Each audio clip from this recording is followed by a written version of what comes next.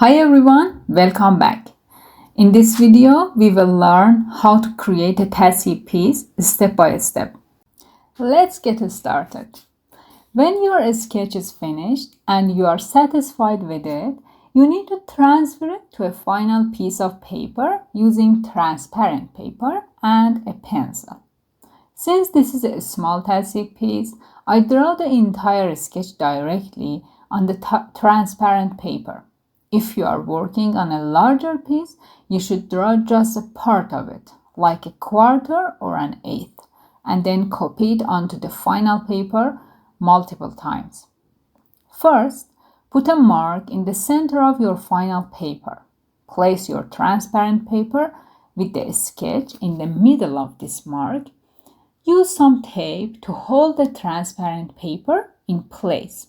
Be careful to use a tape that is not too sticky so it doesn't damage your final paper.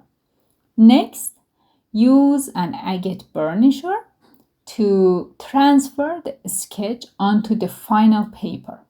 While doing this, make sure to hold the transparent paper firmly with your fingers so it doesn't move around. Check that there is no air underneath the paper, as air bubbles can make the sketch uneven.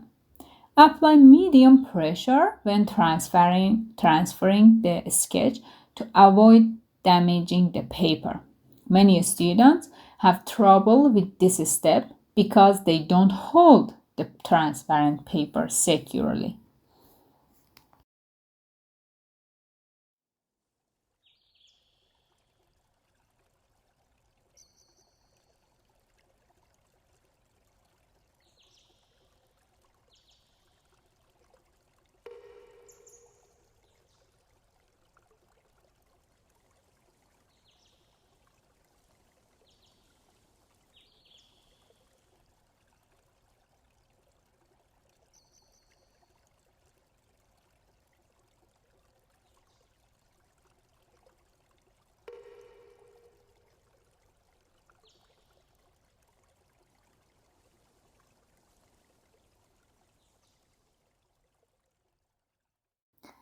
After you finish transferring, gently lift one side of the transparent paper to check if the sketch has been transferred properly. If everything looks good, remove the tape from the final paper. Now you are ready to move on to the next step. Next step is fixing our sketch on the paper and cleaning the pencil marks from our final work. This is important because pencil graphite can make the colors and gold look dirty and dull. Additionally, if it takes a long time to complete a large Tezhip piece, the pencil marks can become lighter and you might lose the sketch. There are two ways to remove the graphite from your piece. The first method is using ochre or very light brown watercolor to create a clean and even outline on your artwork. Then you can erase the pencil marks, and it is important to carefully draw good motifs because you will continue working on the artwork using these outlines. Make sure to draw them very thin, even, and clean to avoid problems in the next steps.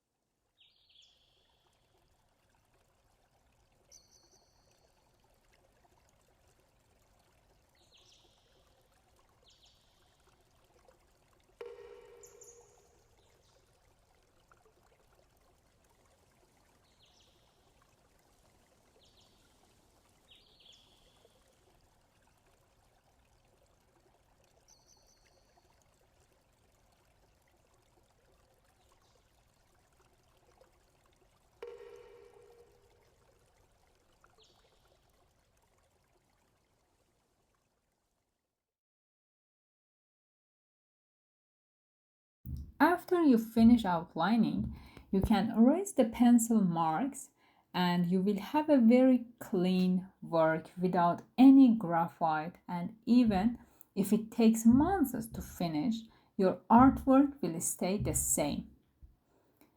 Now I finish outlining, and then it is time to erasing pencil marks, and you can see that I have very sharp and nice outlining here.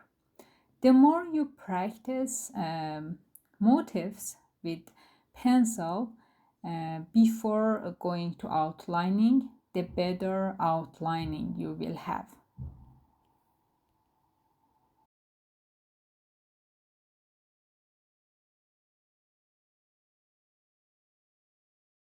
The second method is using kneaded eraser to carefully clean the pencil marks as much as you can until your sketch is very light. You cannot use this method on very large artworks.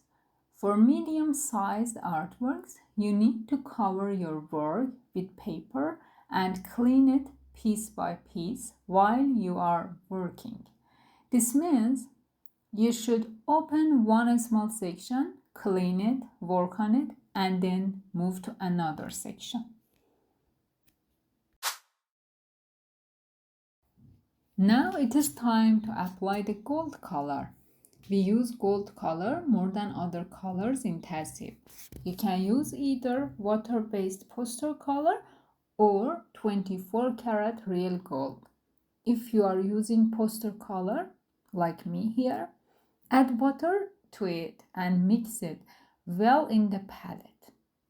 Make sure to open the entire color if you are using older colors in the palette and mix it until it is consistent.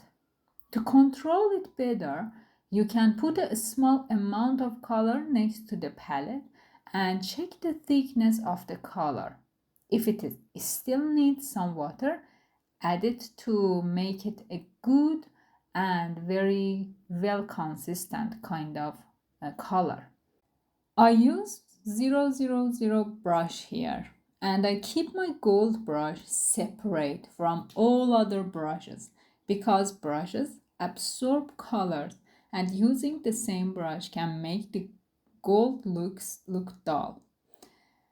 Okay, where should we put the gold color? Apply it to the center of flowers, to the stem, leaves, and buds. The Islamic patterns can be gold or other colors depending on your overall design, like orange, Persian blue, white, or black. Be careful to make the stems very thin and of the same thickness. Also, pay attention to the thickness of the color. It should flow smoothly with your brush. It shouldn't be so thick that it stays in one place, and it shouldn't be too watery that it doesn't cover the paper and you see it, the color of the paper underneath. Because the gold color is very shiny under the light, you might find afterward that you used it too watery.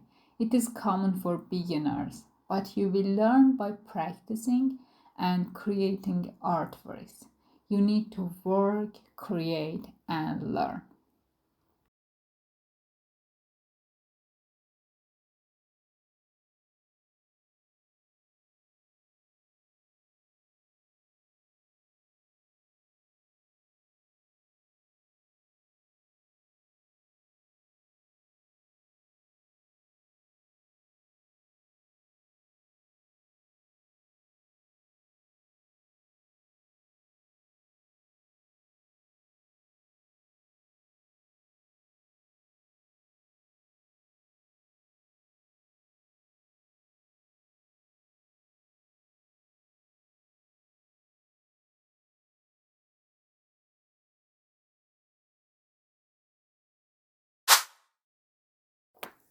After you finish applying the gold color, you need to wait until it is completely dry. Gold dries a bit slower than other colors. If you burnish it while it is still wet, the gold will become dull. You need to burnish the gold with a burnisher which is called agate burnisher, and it should have a round edge to prevent damaging your paper with sharp edges. This kind of agate burnisher will give the gold a very shiny surface, allowing you to do the final outlining on a very smooth layer. And also, if you are using 24 karat real gold, burnishing will change it from being matte to shiny and also help it stick better to the paper. Since I used poster color here, I burnish it with medium pressure. You don't need to apply too much pressure and risk damaging the paper. Do it slowly and carefully. Now you can see that the gold shines much better. So remember to be patient and let the gold dry completely before burnishing. This step is crucial for achieving a beautiful and shiny finish on your Tezhip artwork.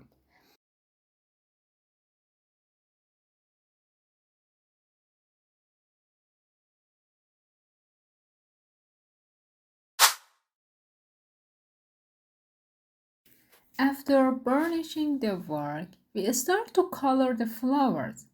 I have 6 colors in my flower colors palette, and they are blue, pink, green, yellow, purple, and orange. We need to use warm and cold colors next to each other. I will teach you how to create your own palette in the future videos. I began by using cold colors like blue. The main colors for our flowers are blue and pink, but we can also use other colors like green and purple. First, you need to start by adding water to your palette colors and mix them until they are in a good consistency. It should move smoothly with your brush and cover the paper completely. When it dries and I touch it, on the top of the paper, it should feel smooth and even without some thickness in some parts. For flowers with 2 kinds of petals, use warm and cold colors next to each other for better color harmony. Here I use pink and blue next to each other. You can also use yellow next to blue.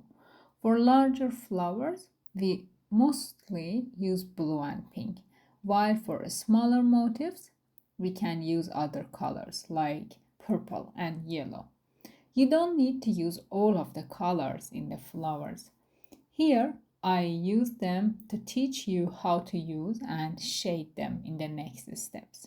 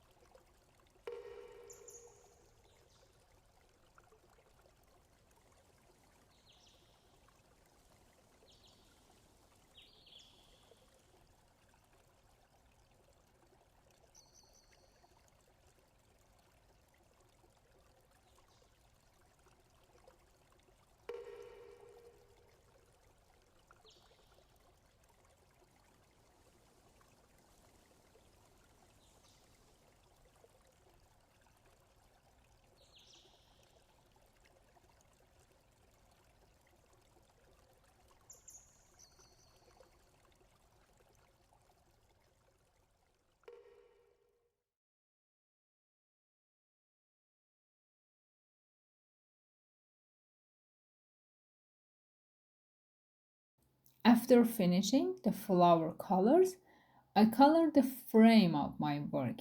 The frame should have the same thickness all around.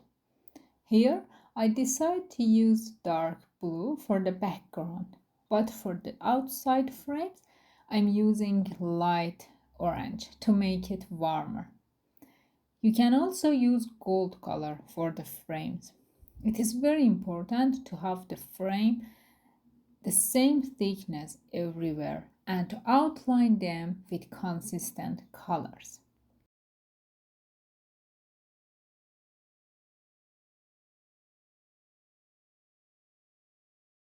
Now it is time for my favorite step, outlining, and I have a separate video about this step which you can find in the description portion. I start outlining with black ink and a very sharp brush. As you can see, I covered the other outlines which we did in the beginning of this work using light brown color with colors, and you cannot see them anymore. If you apply your colors with a good consistency and without unevenness, you can outline the artwork very easily and neatly. However, if your colors are uneven, your brush will get stuck on these parts, making it difficult to achieve smooth outlines. I believe if you practice sketching properly and know the shapes of each motif, this step will be very easy and also enjoyable. I hold the brush with 2 fingers, keeping it straight up or perpendicular to the paper. Then I outline slowly and with control. You will see that this step is very satisfying if you do it properly. And I have consistent thickness in the lines, as you can see here. Please don't forget to place a piece of paper under your hand to prevent damaging the artwork. The thinner your stems are, the better they will look.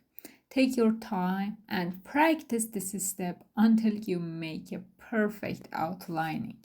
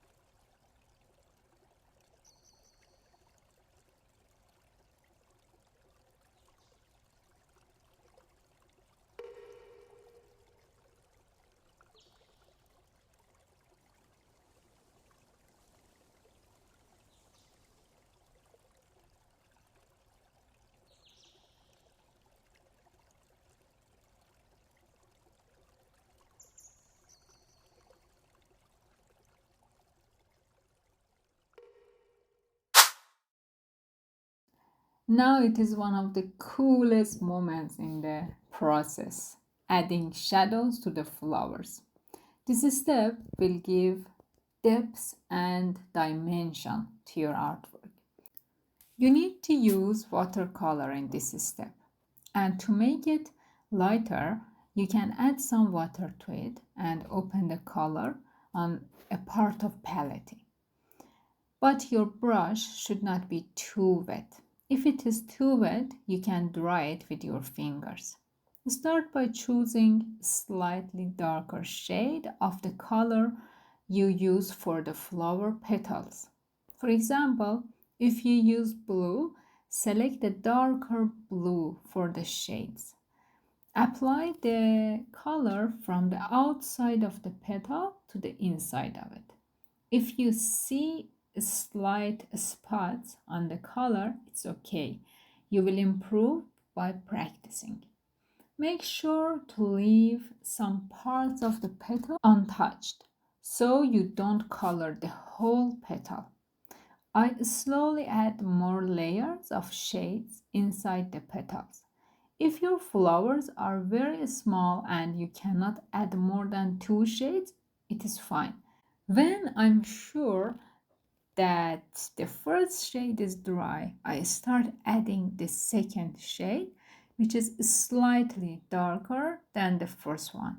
So I have the background color and 2 shades of shadows.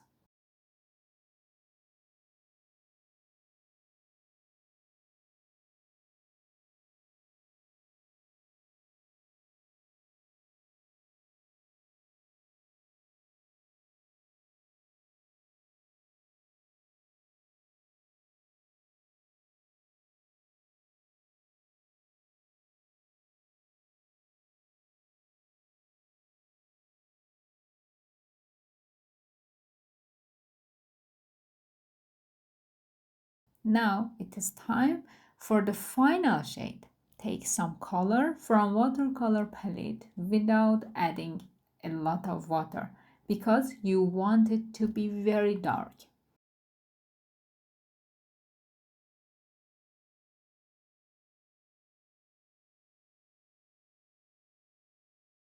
Next, I will work on the pink flowers. It is really important to wash and dry my brush.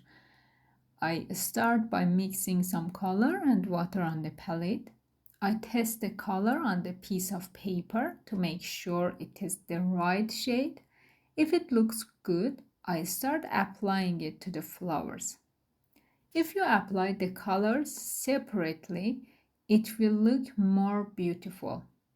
The second shade should be slightly darker, and the final step is the darkest shade.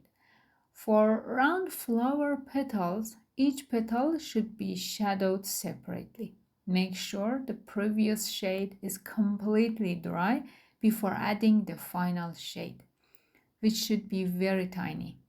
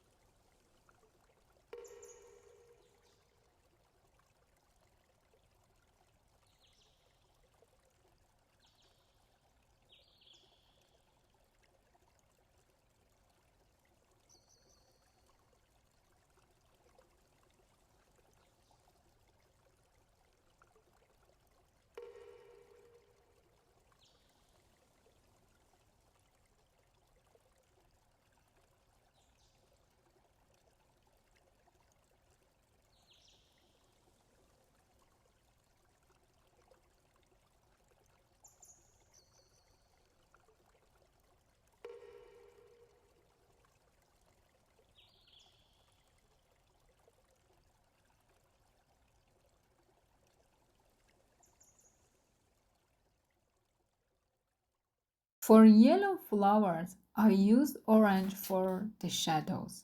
You can use either orange or green. Work slowly and with control, adding shadows little by little.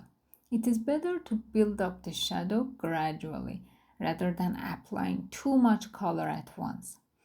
If you accidentally apply too much color, you can use a clean, damp brush to gently remove the color and clean the area.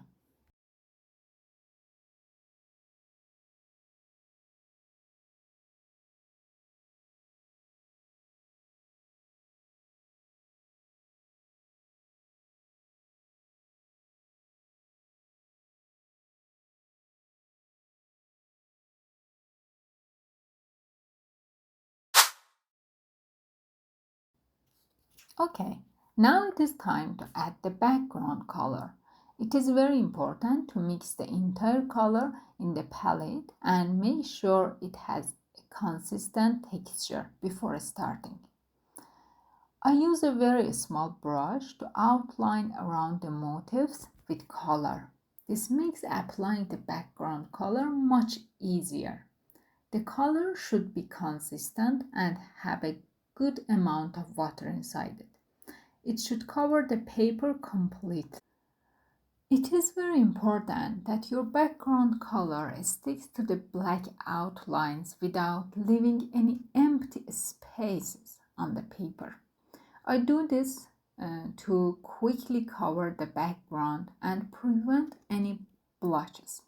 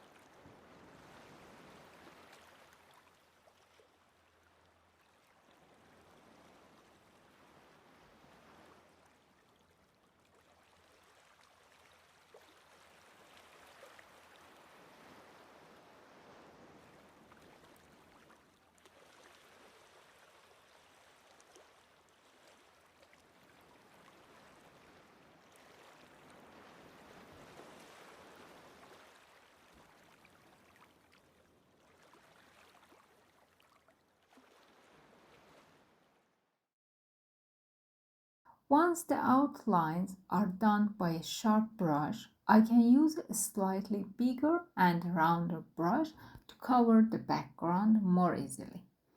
You can see that my color moves very well with my brush.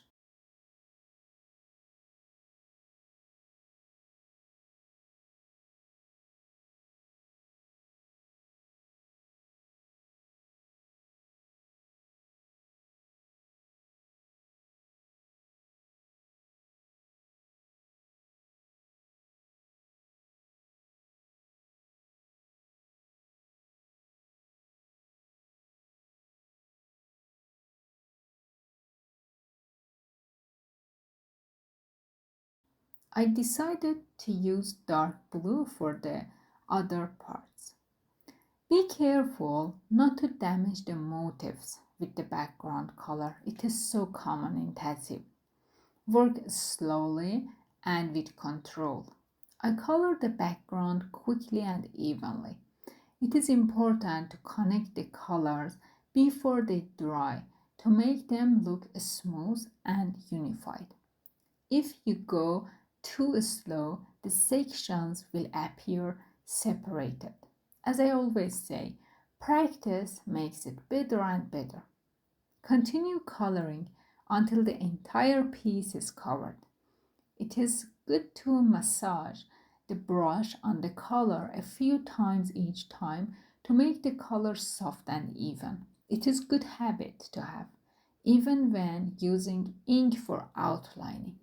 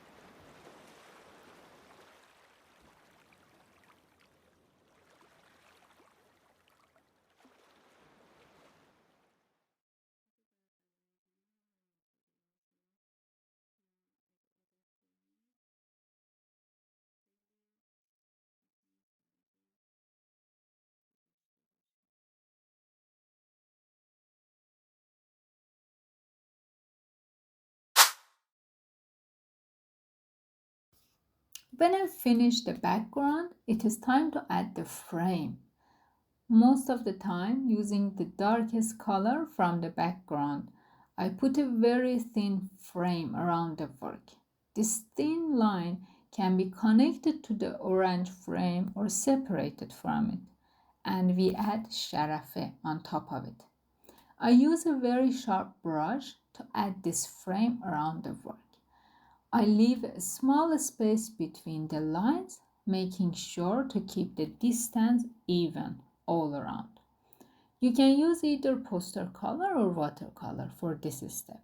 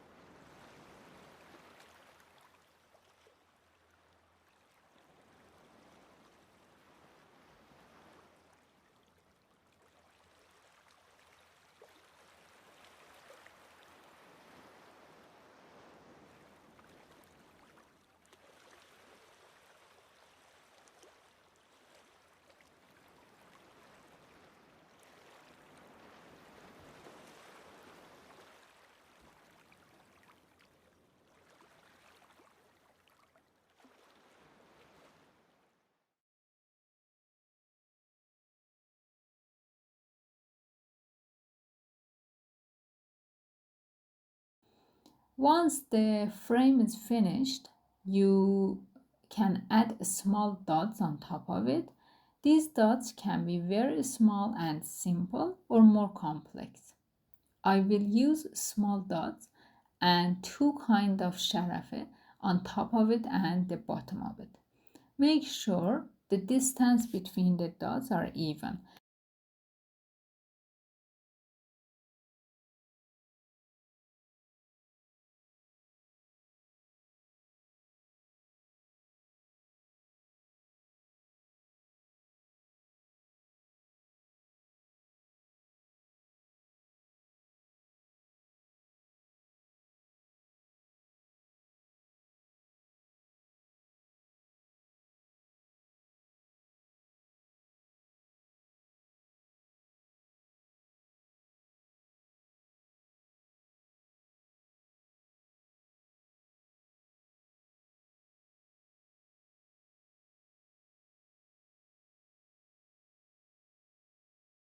And that they are the same size and number on each side of the artwork.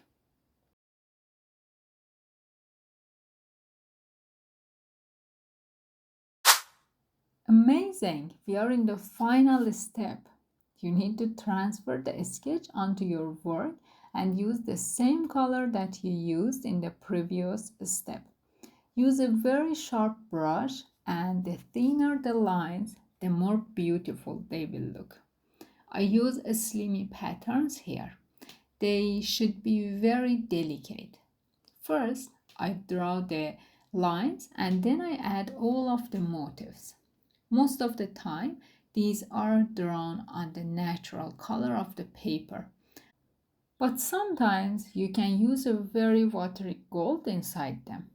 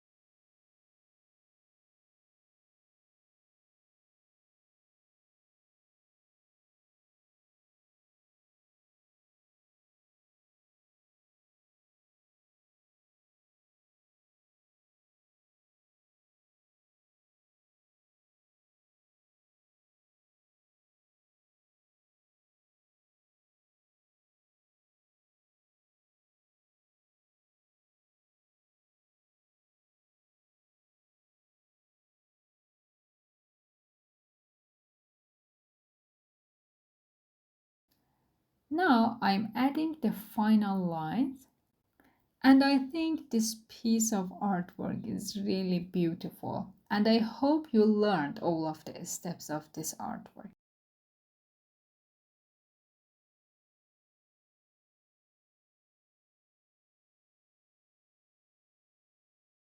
I hope you enjoyed watching this video. Please ask your questions in the comments below.